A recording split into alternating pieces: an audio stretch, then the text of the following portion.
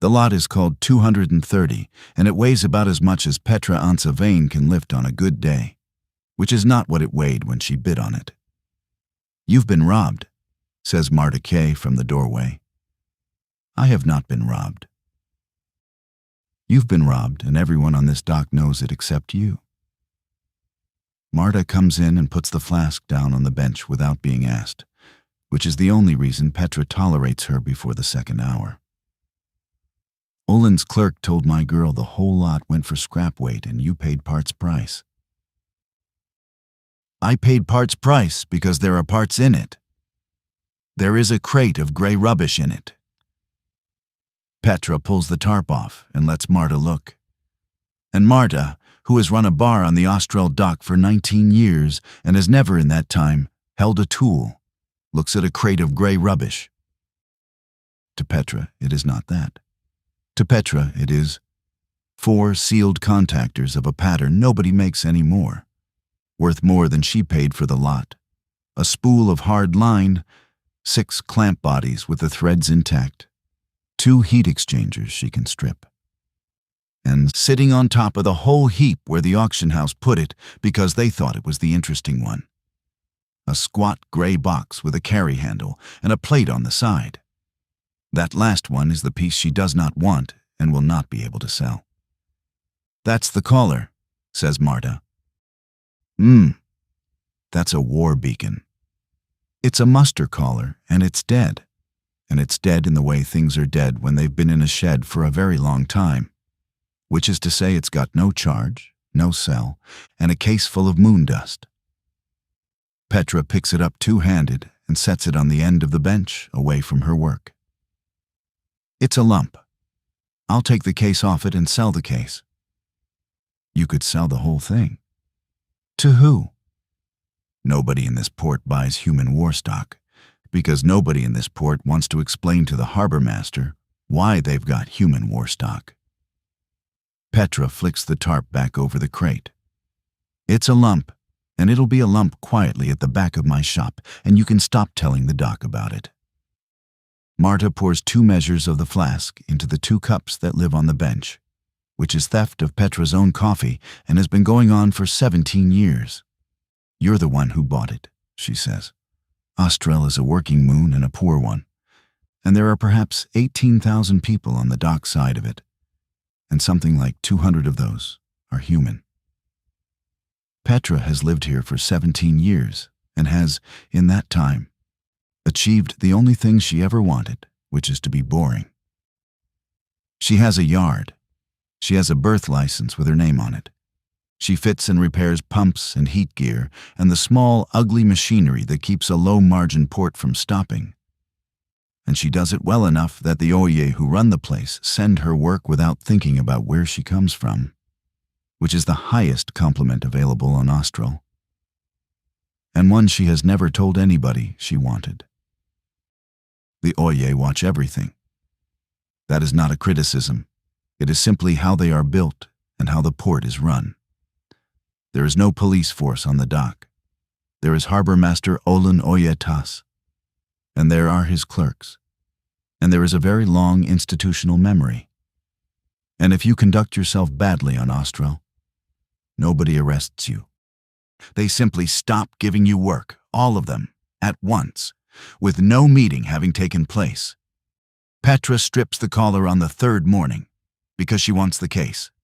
It comes apart cleanly. Human war gear does. It was built to be worked on by tired people in bad light. She gets the outer shell off and the dust out and the 2 dead cells out. And she is looking at the board with a lamp and thinking that the whole thing is in better condition than it has any right to be when she does the stupid thing. She wants to know if the board is good. A good board she can sell to a collector off-moon. So she puts a bench cell across the terminals. Briefly, the way she has done 10,000 times with 10,000 boards to see whether anything lights. Something lights. It is a single amber point, and then a row of them. And then the collar, which is a lump, which is dead, which is a case she is going to sell, makes a sound like a struck wire, and Petra's bench meter jumps to full scale and stays there for the better part of 2 seconds. She pulls the cell off. The lights go out.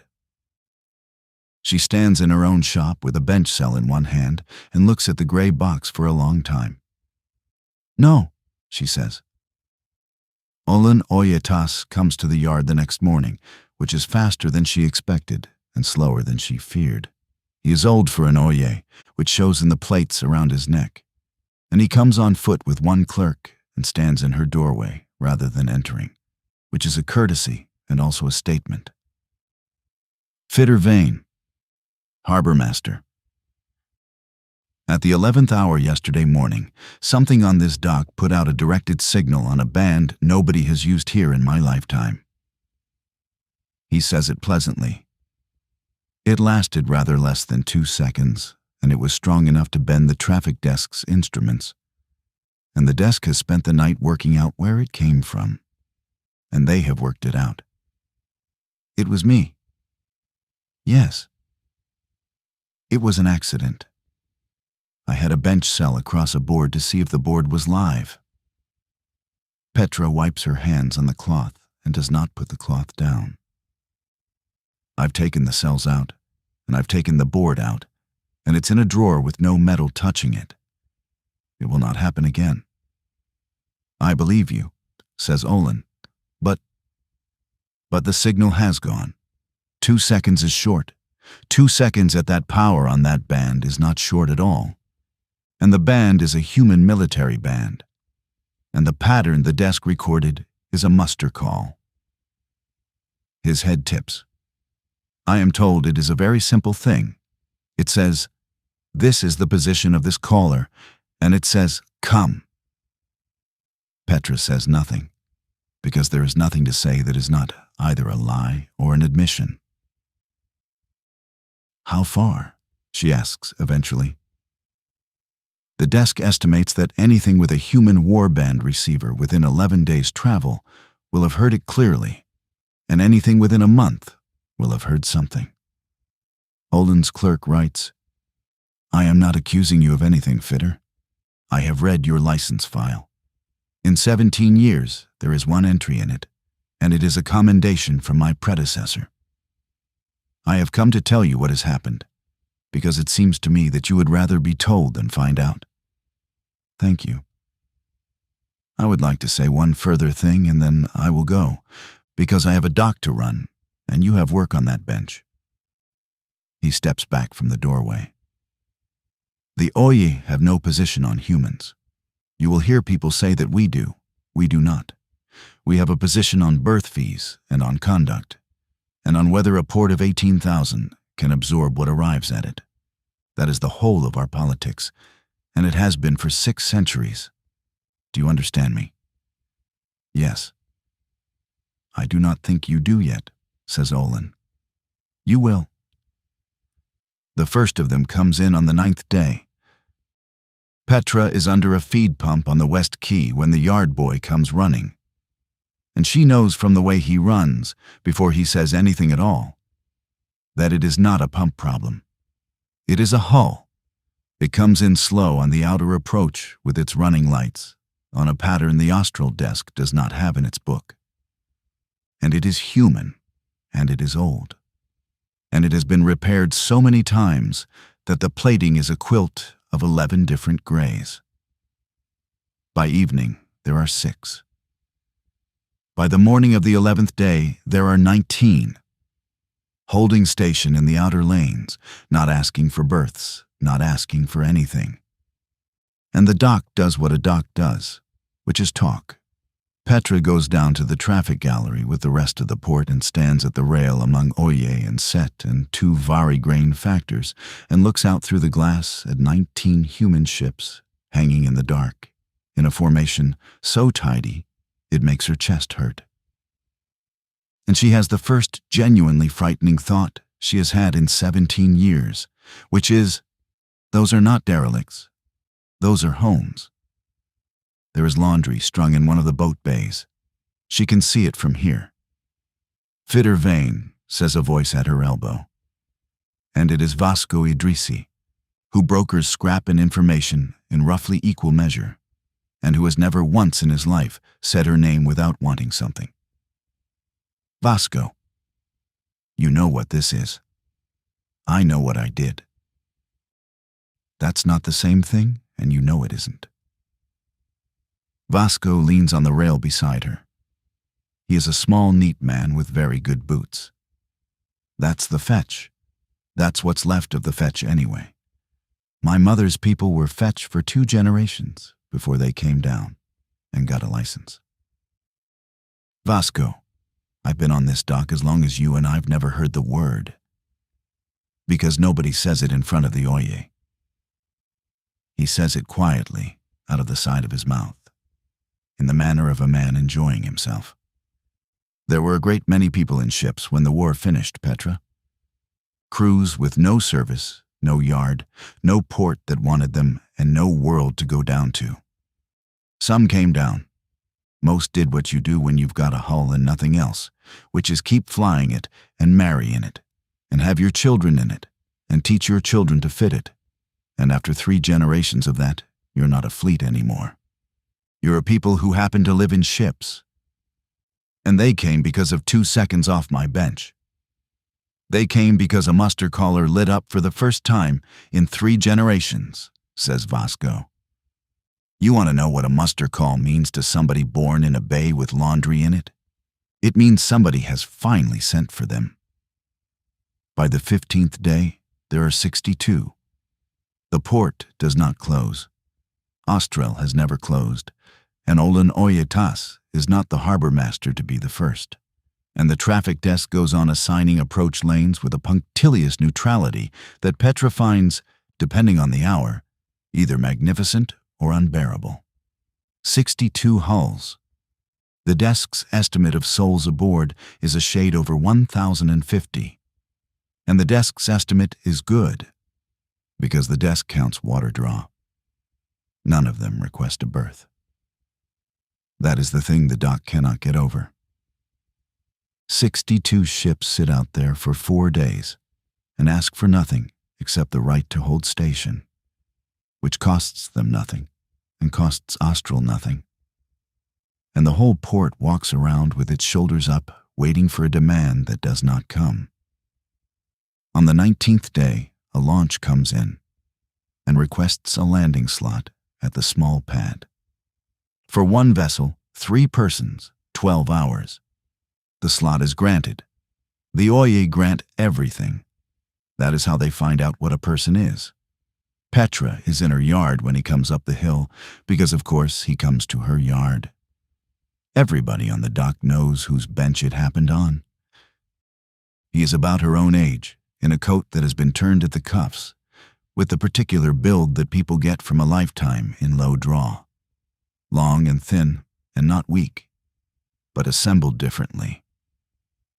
He has a woman with him and a boy of perhaps 20 who stays at the gate.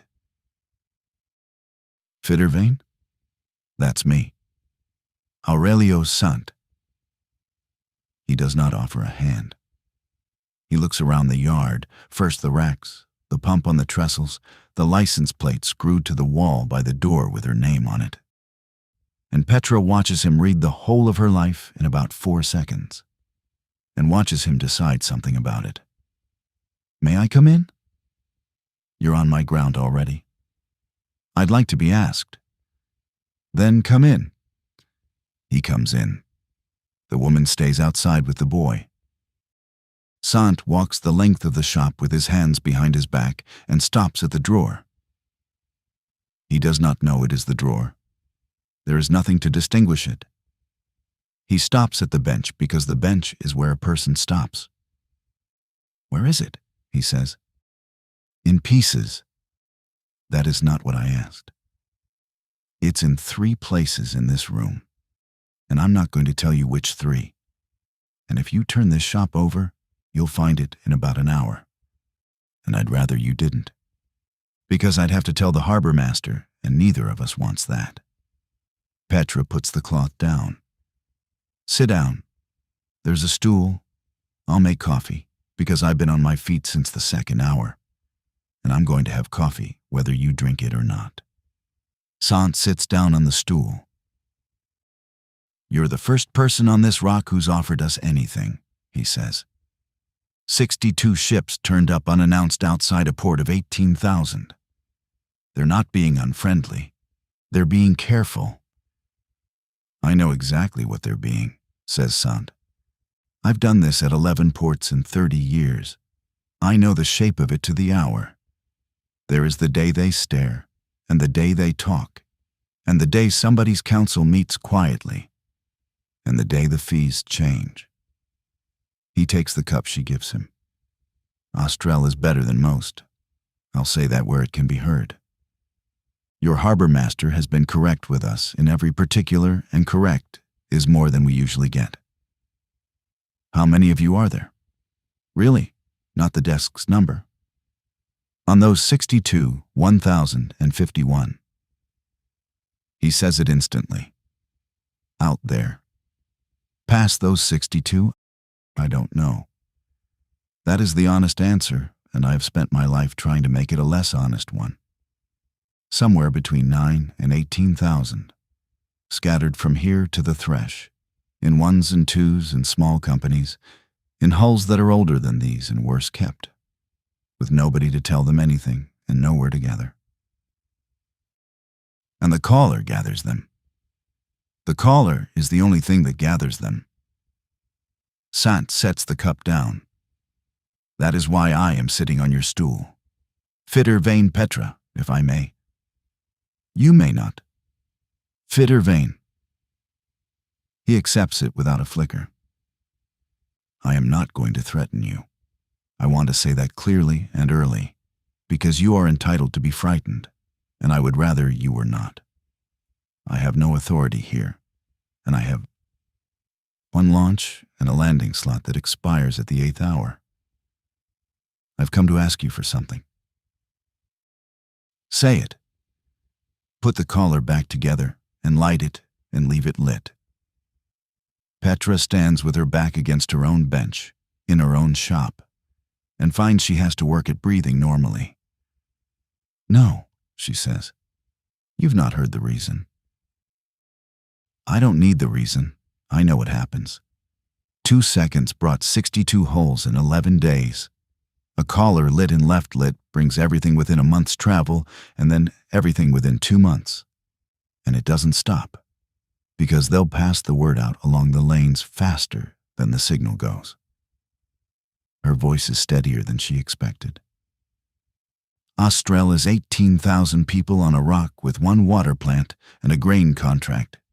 You'd bring it 10,000, 20, and the port would not survive that, and everybody in this room knows it."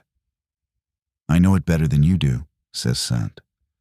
"I have watched a port not survive it. I was at Kelson Bight when we came in 1,100 strong, and the town fed us for a season and then ran out. And I have thought about Kelson every day since, and I will tell you what I learned there, which is that the fault at Kelson was not that we came. It was that we came all at once, and nobody had asked anybody anything. And this would be different. This would be different because I would stand at the collar myself and let them in a dozen hulls at a time, and because I would agree the number with your harbourmaster first, in writing, before a single light goes on." Sant leans forward. "Fitter, nobody has ever let us do it slowly. Every port we have ever come to, we have arrived as a shock, because a shock is the only way we have ever been able to arrive. Give me the collar, and I can turn a stampede into a queue. And when the queue is 18,000 long, then it is 18,000 long, and it takes 20 years, says Sant. And I will be dead before the end of it, and it will still be the first time in 3 generations that anybody could tell a fetch family where to go. Outside, the boy at the gate has sat down on the wall with his back to the yard, the way young men do when they have been told to wait and not listen. You've been sitting out there 4 days, says Petra slowly. 62 ships and not 1 berth request. That wasn't patience. That was a demonstration. Yes. For me or for the harbourmaster? For both of you, says Aurelio Sant. I have nothing else to bargain with. All I can do is show you what we are like when nobody makes us hurry. He stands up and puts the cup on the bench, squarely in the ring it made. I'll come back on the 22nd, he says. You'll tell me then. If it's no, it's no. And we'll take our 62 out through the lane, and you will never hear from us again. And I'll not have anybody say the fetch stood over a fitter in her own shop. At the door, he stops. But I'd like you to think about one thing between now and then. And I'd like you to think about it honestly. Because you are plainly an honest woman. And it will cost you something. Go on. That plate on your wall with your name on it, says Sant. How long did it take you to get it? 9 years. 9 years to be allowed to be ordinary. He nods slowly. There are 1,051 people out in that lane who have never once been allowed to be ordinary. And not one of them did anything to deserve that, any more than you did anything to deserve 9 years of proving you weren't trouble. I'm not asking you to save them. I'm asking you to hand me the only tool that exists.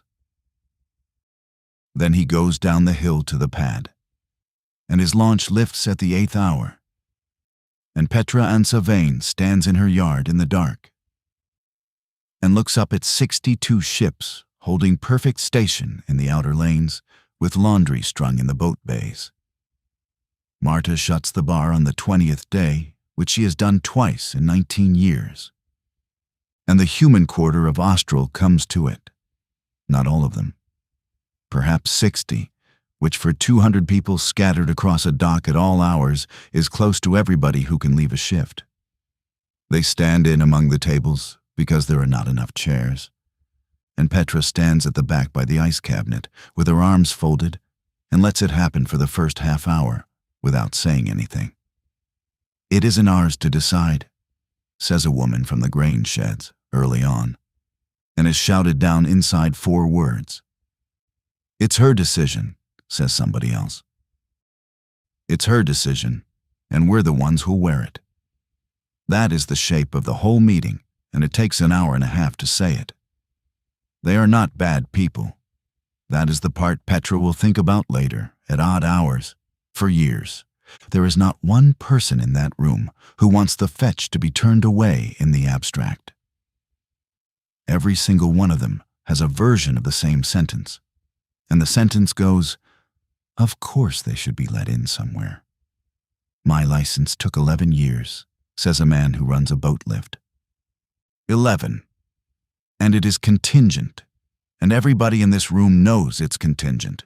And the day the Oye decide humans are a problem on this dock, it doesn't matter that I've never had a mark against me, because the Oye don't do marks against, they just stop calling. Nobody's stopping anything. Nobody's stopped anything yet. 19 days ago, there were 200 of us, and we were furniture.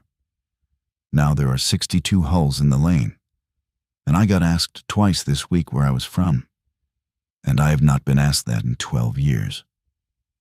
So what we tell them to go? I'm not saying that. Then say what you are saying, Devlin, because it sounds a great deal like it. Vasco Idrisi speaks at the 90-minute mark, when the room is tired, which is when Vasco always speaks. There's a clean way, he says. The caller goes to the harbourmaster. Not destroyed, handed over. Olin puts it in a bonded store, the fetch petition him for it through the proper channel, and the whole thing stops being a human argument in a human bar and becomes a port matter, which is what it should have been from the first hour. He spreads his hands. Nobody's turning anybody away. We're just declining to be the ones holding it. There is a low sound of agreement around the room. And it is the most sensible thing anybody says all evening. And Petra understands with total clarity that it is also the worst. They'd never get it back, she says. The room turns. Olin's not a liar, says Vasco. Olin's not a liar, and Olin would put it in a bonded store, and Olin would retire in 4 years. And it would sit in that store through 3 harbourmasters and 11 clerks, and a change of grain contract. And every single one of those people would have a perfectly good reason not to be the one who signed it out. Petra unfolds her arms. That's not turning them away. That's much better than turning them away. That's putting it in a drawer and letting time do it for you. Then what's your suggestion? I haven't got one. Well, says Vasco, you've got until the 22nd. Olin Oyatas sends for her the next morning, which is the 21st, and receives her in the traffic gallery rather than the office, standing at the glass. The 62 hang out there in their tidy lanes. I am told there was a meeting, he says. There was. I am not asking what was said in it. You'd know inside a day if you wanted to. Inside an afternoon, says Olin. And I have declined to. And I would like you to believe me, because what I'm about to say depends on it. He does not turn from the glass. The Oye will not decide this. You could. You're the harbourmaster. You could impound the thing off my bench by the end of the watch, and everybody on this dock would say you'd been reasonable. Yes, I could. A long pause. Fitter Vane, I have been at this rail for 31 years, and I have learned that there are 2 sorts of question that come to a port. There are the questions about berths and fees and water, and those are mine, and I am very good at them. And there are the questions about what a people is like. Those are not mine. When a port takes one of those off the people whose question it is, the port gets an answer, and the answer is always the port's answer, and nobody learns anything. That's a fine speech for a man who won't have to live with it. I will live with it. 18,000 of us will live with it. He turns his head. But we will not have made it, and that is the distinction, and I'm too old to pretend it is a small one. So you're watching. We are watching, agrees Olin. That is not a threat, and it is not theater. It is simply true, and I would be treating you as a child if I pretended otherwise. There are 200 humans on this dock, and nobody here has ever had cause to form a view about them beyond the individual. In 3 weeks, that has changed, and by the end of this month, this port will have a view. And it will keep it for a century. And it will be based on what one fitter does in a yard on the hill. Petra looks out at the laundry in the boat bay. Give me something useful, she says. Not a position, a number. How many could Austral actually take? Olin's clerk does not need to be asked. The answer comes off a slate immediately, which tells Petra that the harbourmaster has been holding it ready for 4 days. The water plant carries 18,000, and it was built for 22, says Olin. Housing is worse than water. Work is worse than housing. If they came steadily, and if they worked, and I am told they are fitters and hands almost to a person, which this dock needs then 175 a year for as long as it lasted, would not break anything. 200 would strain it. 300 would end it, and would end you as well. 175. 175. He looks back at the glass. There are 1,051 out there today. They come for it at the 3rd hour of the morning on the 22nd, which is the one thing Petra has not planned for, because she has spent 2 days thinking about Aurelio Sant, and no time at all thinking about Vasco Idrissi. She wakes because the yard dog next door starts, and she is out of the cot and into the shop in her socks with a bar in her hand before she is properly awake. And there are 3 people in her shop with a hand lamp. 2 of them are fetch. She knows it from the build. The 3rd is Vasco in his good boots. Don't, says Vasco. Petra, don't. You're in my shop. I know where it is. The board's in the flux cabinet, 2nd shelf, behind the tins, because that's where you put everything you don't want found, and you've been doing it for 17 years. He says it apologetically, which is the worst part. I'm not stealing it. I'm handing it to the harbourmaster at first light. And that's the end of it. It's the clean way. It was always the clean way. And you were going to give it to Sant.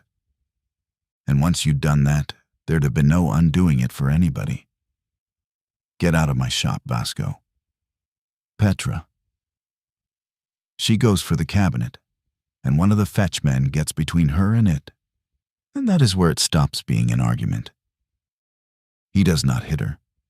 She wants that recorded later, when the doc is telling it wrong. Not one of them throws a punch.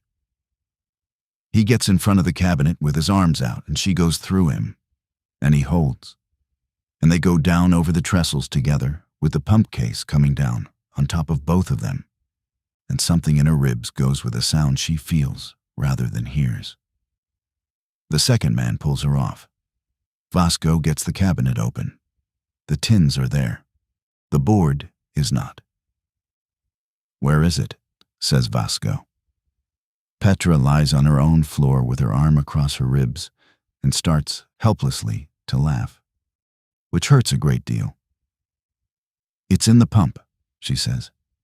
It's been in the pump since the 19th. It's in the West Quay feed pump under a plate 60 meters from the harbourmaster's window. And you've had 4 days to look at it, and you've walked past it twice a day.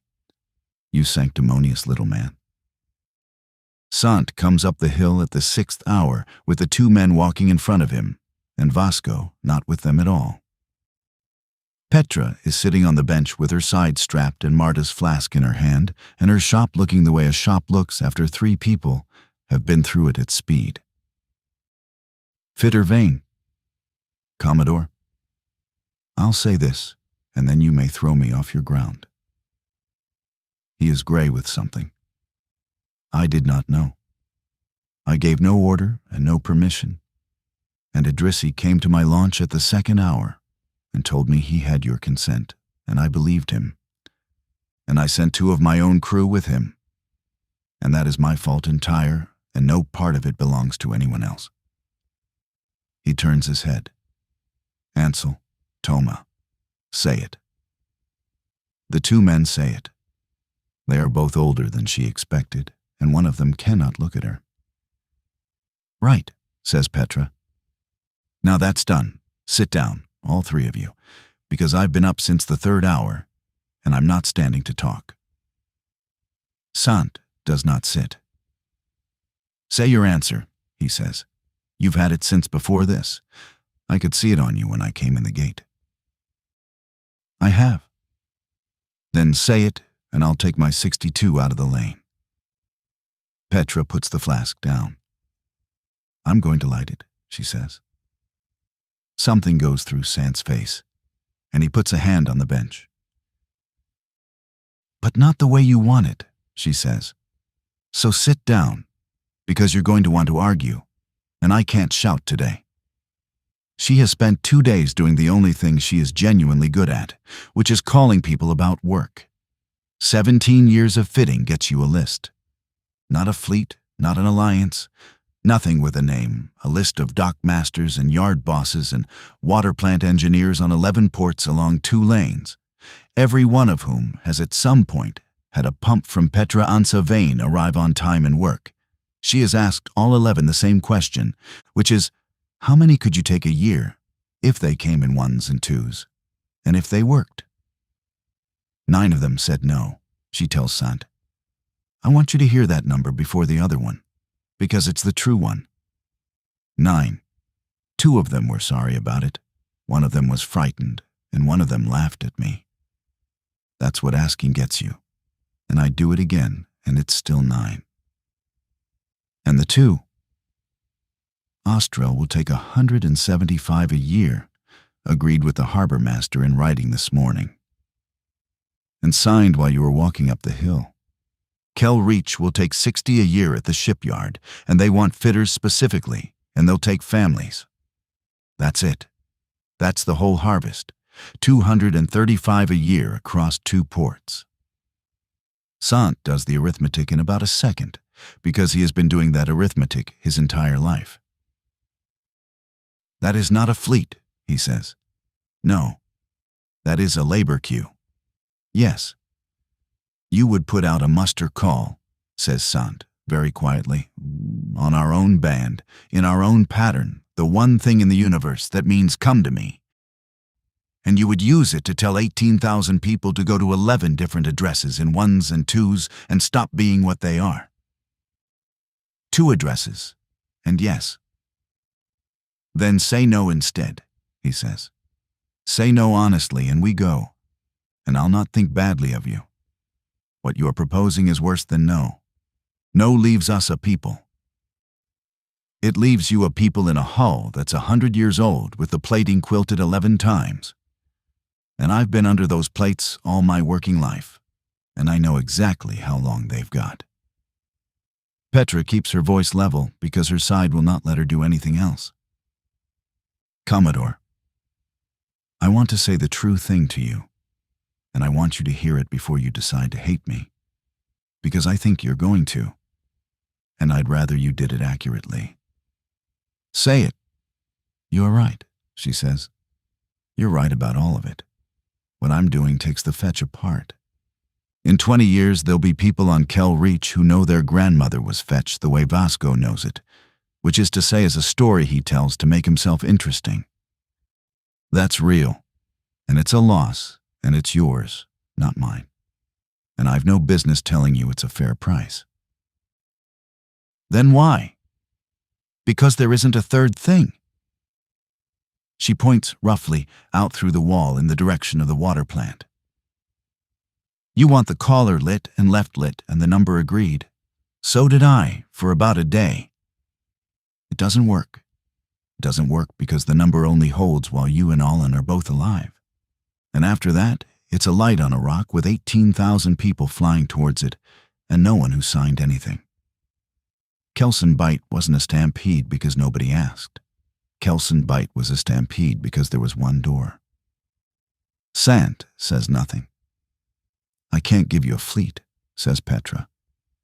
I can give you 2 doors and 9 refusals and my name on a paper with the harbourmasters.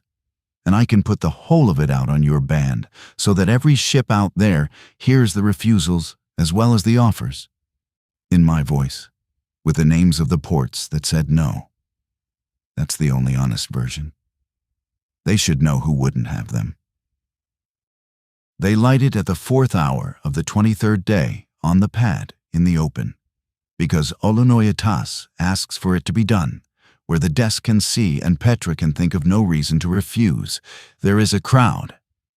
Not a formal one. Austral does not do formal, but there are perhaps 200 at the rail of the traffic gallery, and more on the pad road, Oye and Set and the grain factors, and most of the human quarter, including, at the very back, the man from the boat lift.